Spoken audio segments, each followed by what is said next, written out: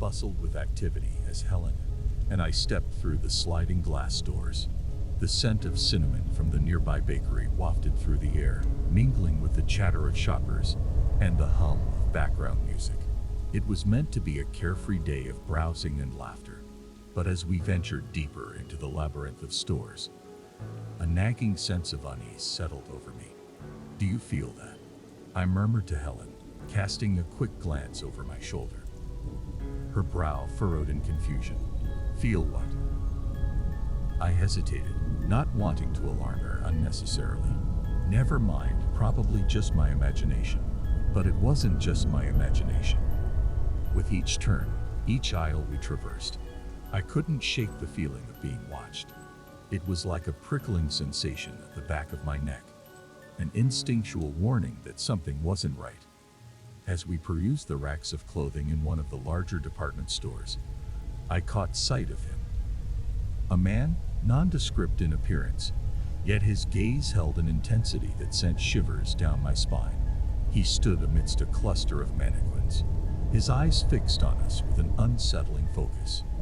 "Helen," I whispered, nudging her arm discreetly.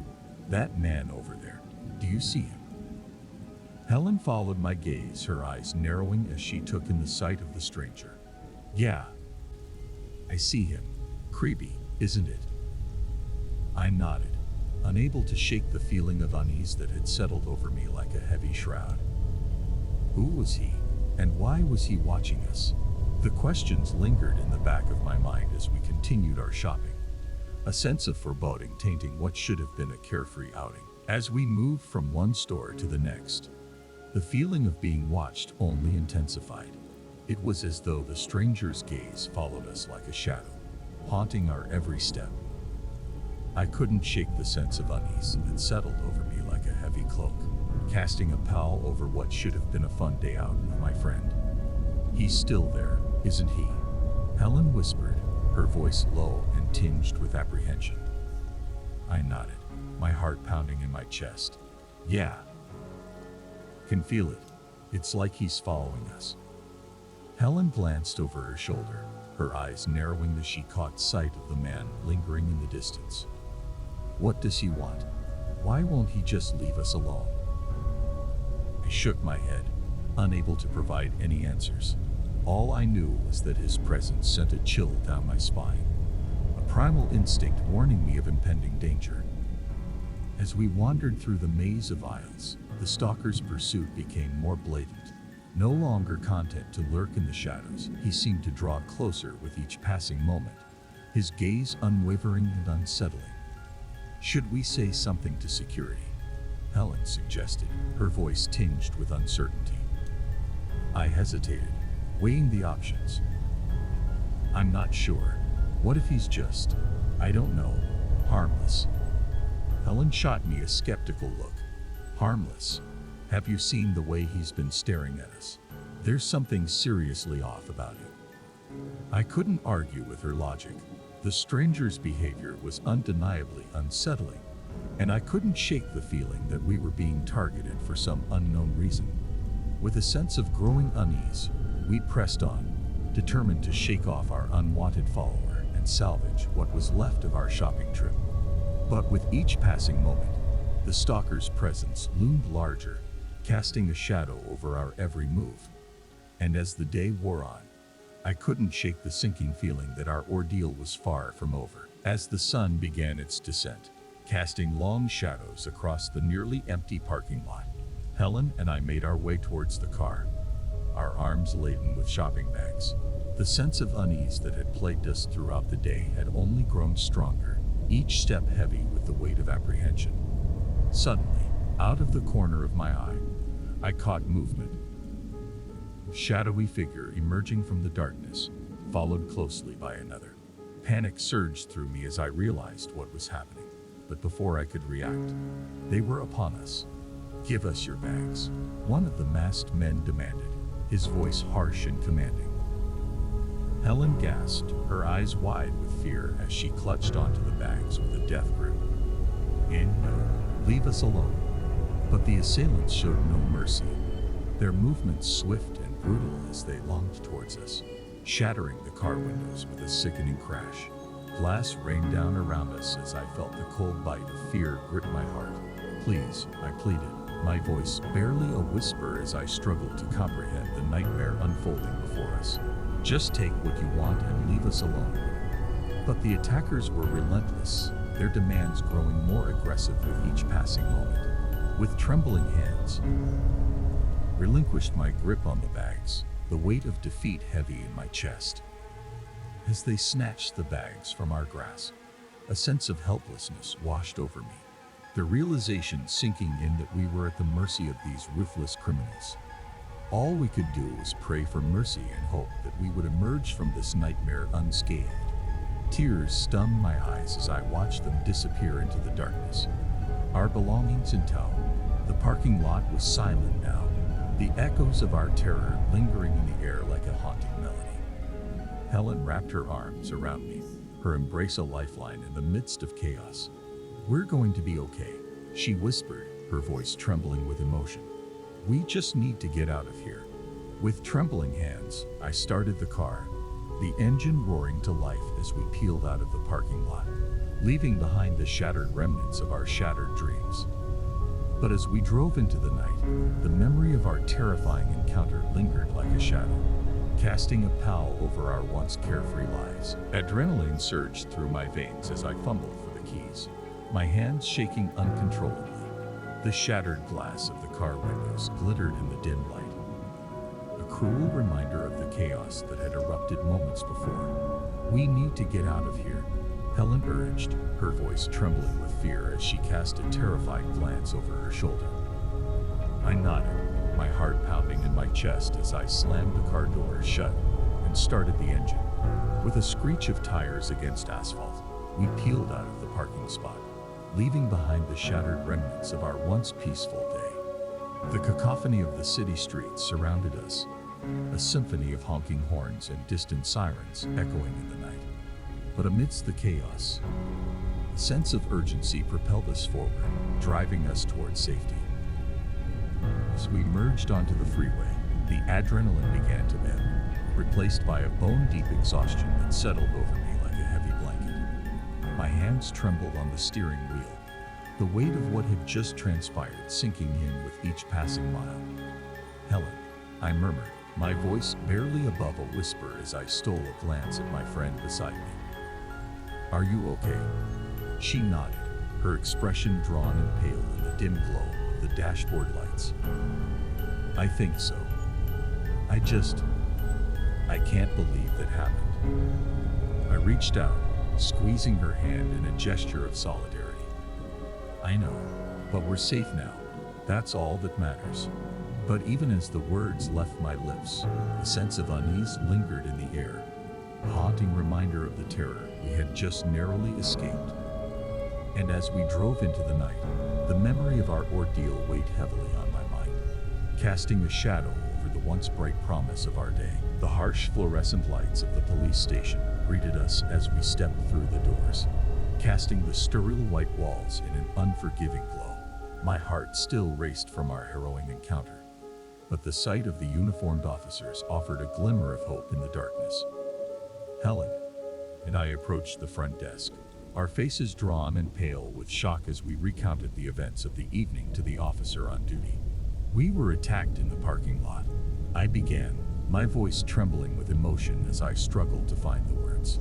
"Two men, wearing masks, they smashed the windows of our car and stole our belongings." The officer listened intently, his expression grave as he took down our statements.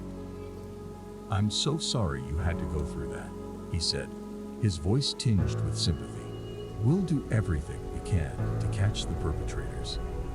Helen nodded, her eyes brimming with unshed tears. "Thank you. We just want to feel safe again." As we spoke with the officers, a sense of relief washed over me, knowing that we had taken the first step towards justice.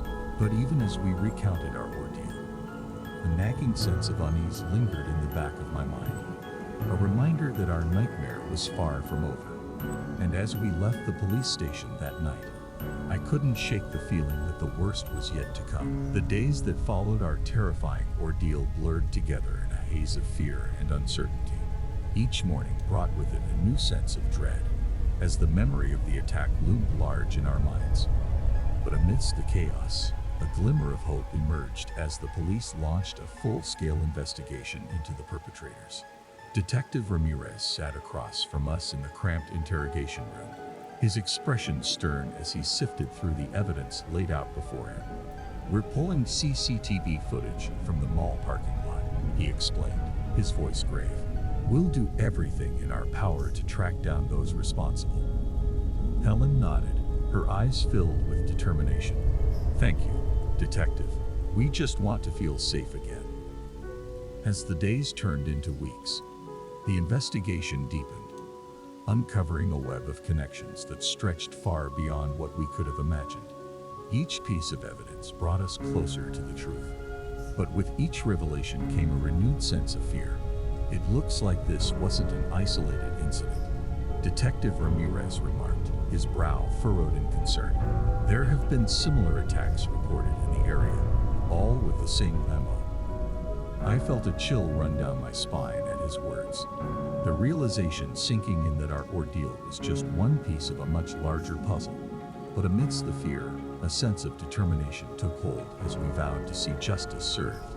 "We won't rest until we catch these criminals," Detective Ramirez declared, his voice tinged with conviction. "But in the meantime, urge you to stay vigilant. We're dealing with dangerous individuals here."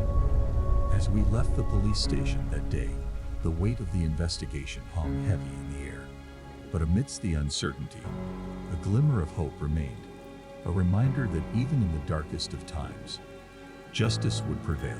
The investigation into the attack at the mall parking lot intensified as Detective Ramirez and his team delved deeper into the web of connections surrounding the perpetrators. Each lead brought them closer to unraveling the mystery. But with every revelation came a new layer of complexity. Helen and I sat in the cramped waiting room of the police station, our nerves frayed with anticipation as we awaited word from the detectives. "I can't believe this is happening," Helen murmured, her voice barely above a whisper. "It feels like we're living in a nightmare." I reached out, squeezing her hand in a gesture of solidarity. "We'll get through this, Helen, together." Just then, the door to the waiting room swung open, and Detective Ramirez emerged, his expression grave but determined. "We've made some progress in the case," he announced, his voice steady, "but we're dealing with a sophisticated criminal network here.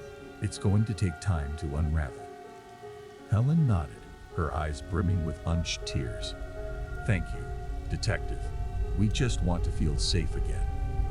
As the days turned into weeks, the investigation deepened, uncovering a tangled web of deceit and betrayal. Suspects were interrogated, evidence was analyzed, but with each new revelation, the truth seemed to slip further from their grasp.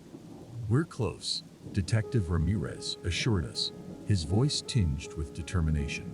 "But we need your help to bring these criminals to justice." And so, Helen and I vowed to do whatever it took to see the perpetrators brought to justice, for the sake of our own peace of mind, and for the safety of others who might fall victim to their ruthless schemes. As we left the police station that day, a renewed sense of determination filled our hearts.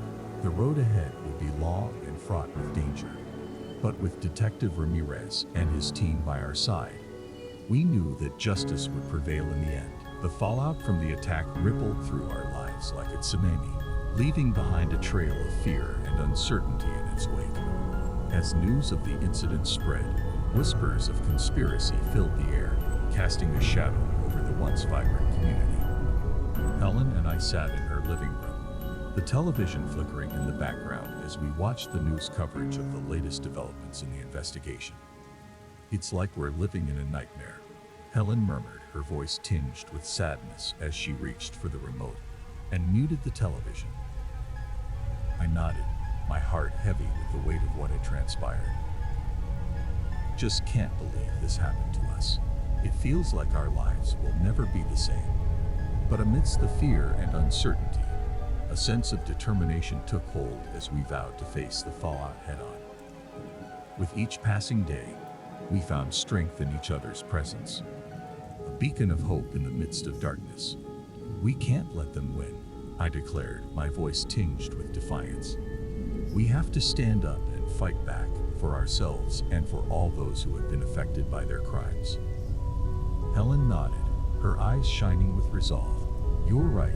We can't let fear control us. We have to take back control of our lives. And so, armed with determination and resilience, we faced the fallout from the attack head-on, refusing to be cowed by the criminals who sought to intimidate us into submission. For even in the darkest of times, there was strength to be found in unity and courage. As the investigation into the attack at the mall parking lot pressed on, Detective Ramirez and his team pursued every lead with relentless determination.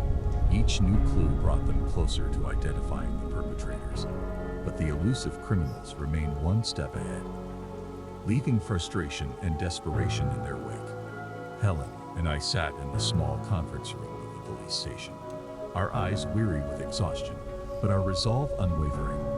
We have to find them, Helen said, her voice tinged with determination as she leaned forward, her hands gripping the edge of the table. I nodded in agreement, feeling the weight of responsibility pressing down on my shoulders. We can't let them get away with this, not after everything they've done. Detective Ramirez entered the room, his expression grim but determined. We're close, he announced, his voice tinged with urgency. But we need your help to bring them to justice. Helen and I exchanged a glance, a silent vow passing between us. We're ready, I said, my voice steady despite the turmoil raging within me. And so, armed with determination and resolve, we joined forces with Detective Ramirez and his team, vowing to hunt down the perpetrators and bring them to justice, no matter the cost. As the days turned into weeks, the investigation intensified, leading them down a twisting path of deceit and betrayal. Suspects were interrogated, evidence was analyzed, but with each new revelation, the truth seemed to slip further from their grasp. But amidst the chaos and uncertainty, a glimmer of hope remained. For even in the darkest of times, there was strength to be found in unity and determination. And as they pressed on in their quest for justice, they knew that they would stop at nothing to bring the perpetrators to justice, once and for all. After weeks of tireless investigation and countless sleepless nights, the moment of truth finally arrived. Detective Ramirez and his team had worked tirelessly to unravel the mystery surrounding the attack at the mall parking lot. And now, they stood on the precipice of closure. Helen and I sat in the cramped interrogation room of the police station, our nerves stretched taut with anticipation as we awaited word from the detectives. It's been a long road, Helen said, her voice soft but filled with emotion as she reached out to squeeze my hand. I nodded, a knot of tension coiling in the pit of my stomach. But we're finally going to get the closure we deserve. Just then, the door to the interrogation room swung open, and Detective Ramirez entered, his expression grave but determined. We've made a breakthrough in the case, he announced, his voice tinged with urgency. We've identified the perpetrators, and we're closing in on them as we speak. Relief washed over me like a tidal wave as the weight of uncertainty lifted from my shoulders. Thank you, Detective. We can't thank you enough for everything you've done. Detective Ramirez offered us a reassuring smile. It's all in a day's work, but we couldn't have done it without your help. Your courage and determination have been an inspiration to us all. As we left the police station that day, a sense of closure washed over us, a balm to soothe the wounds of the past. For even in the face of adversity, we had found strength in each other's presence, and together, we had emerged victorious. And as we looked towards the future, we knew that no matter what challenges lay ahead, we would face them head on, armed with the knowledge that we were stronger together than